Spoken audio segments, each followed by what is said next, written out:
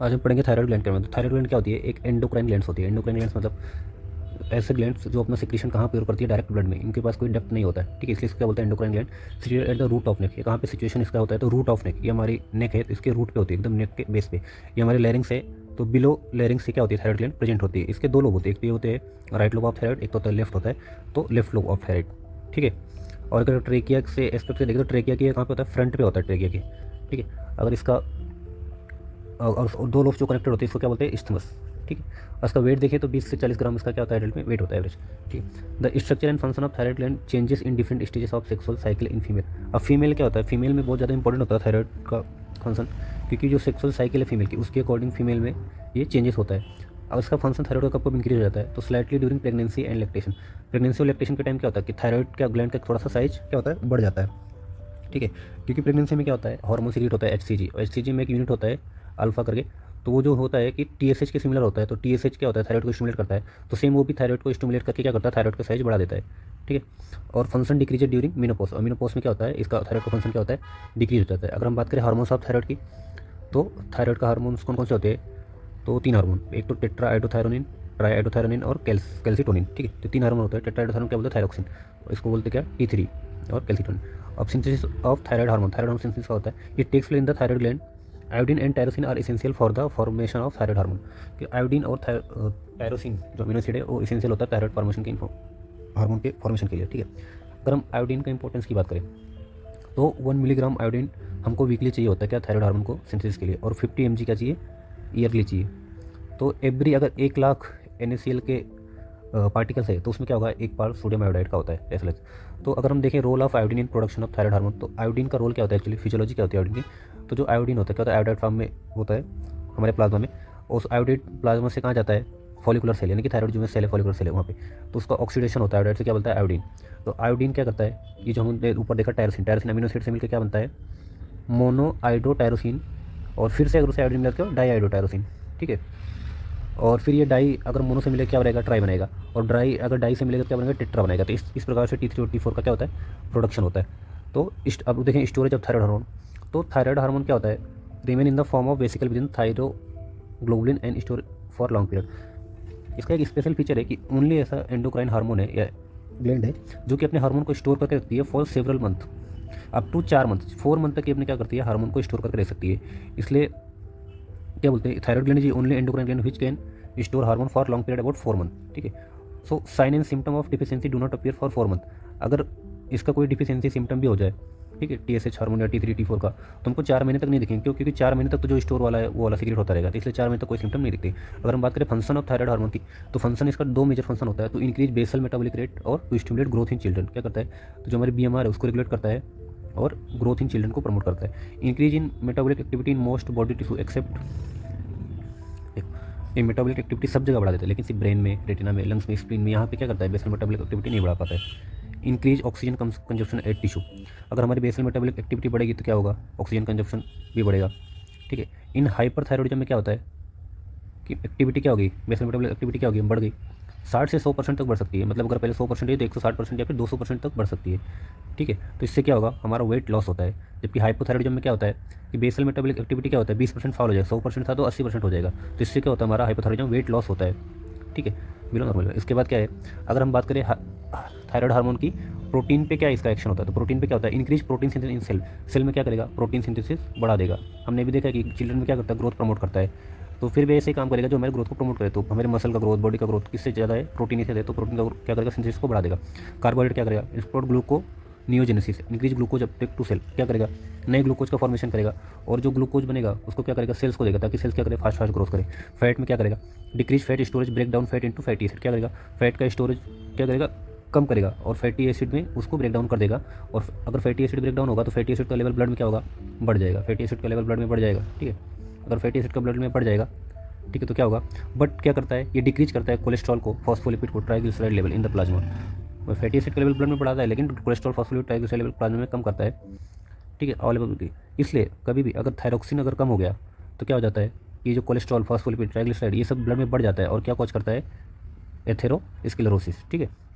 अगर हम बात करें थायराइड का डाइजेस्टिव पे क्या काम करता है, तो क्या करता है, एपेटाइट और फूड इंटेक को बढ़ाता है। क्यों? क्योंकि बीएमआर बढ़ाता है, बीएमआर से एनर्जी कंजप्शन ज़्यादा होता है, एनर्जी कंजप्शन ज़्यादा, भूख ज़्यादा तो फूड इंटेक ज़्यादा।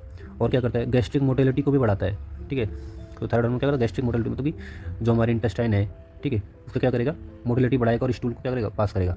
ठीक है, अगर सपोज इसका लेवल कम हो गया T3 T4 का, तो क्या हो जाएगा, स्टूल पास होगा क्या, इंटेस्टाइन से नहीं, तो स्टूल पास नहीं होगा तो क्या हो जाएगा, कॉन्स्टिपेशन, क्या हो जाएगा, कॉन्स्टिपेशन हो जाएगा। ठीक है, अगर हम बात करें रेस्पिरेशन की, किसकी बात करें, रेस्पिरेशन की, और रेस्पिरेशन की हम बात करेंगे तो क्या हो जाएगा, बेसल मेटाबॉलिक इंक्रीज बढ़ जाएगा, तो O2 डिमांड की सेल की भी क्या हो जाएगी, बढ़ जाएगी, तो रेट ऑफ रेस्पिरेशन और फोर्स ऑफ रेस्पिरेशन क्या हो जाएगा, दोनों भी बढ़ जाएगा।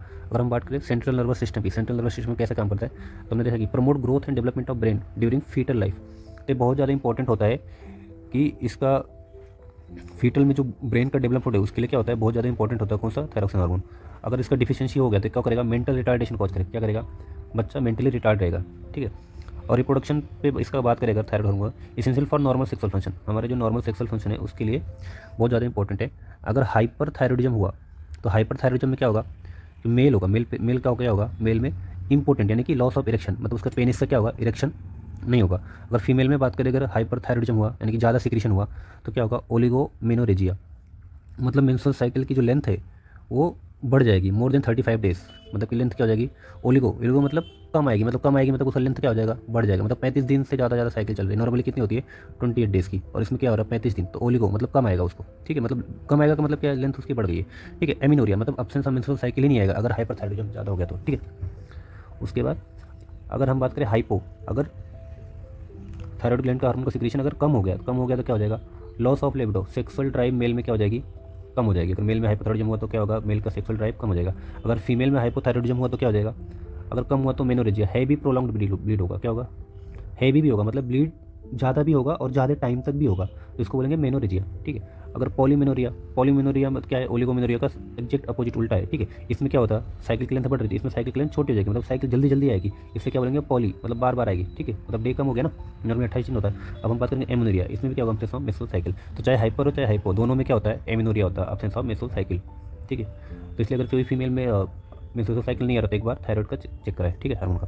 अगर हम स्लीप पे बात करें तो नॉर्मल सिक्रीशन में नॉर्मल स्लीप होता है। ठीक है, लेकिन अगर हाइपर सिक्रीशन हो गया तो excessive stimulation of muscle and sinus, क्या हो जाएगा, excessive stimulation of muscle and sinus, तो वो फील्स टायर्ड होगा। क्यों? क्योंकि फील्स टायर्ड क्यों होगा, क्योंकि एक्सेसिव स्टिमुलेशन हो जाएगा और बीएमआर बढ़ जाएगा, जो कंजप्शन बढ़ जाएगा तो क्या हो जाएगा, उसको टायर्ड फील होगा, एग्जॉस्टेड होगा, फील्स लाइक स्लीपिंग। ठीक है, अगर हाइपो सिक्रीशन, कम सिक्रीशन होगा तो क्या होगा, सोमनोलिसेंस, लेथार्जिक होगा। ठीक है, एक्सेसिव स्लीपीनेस फील होगा उसको।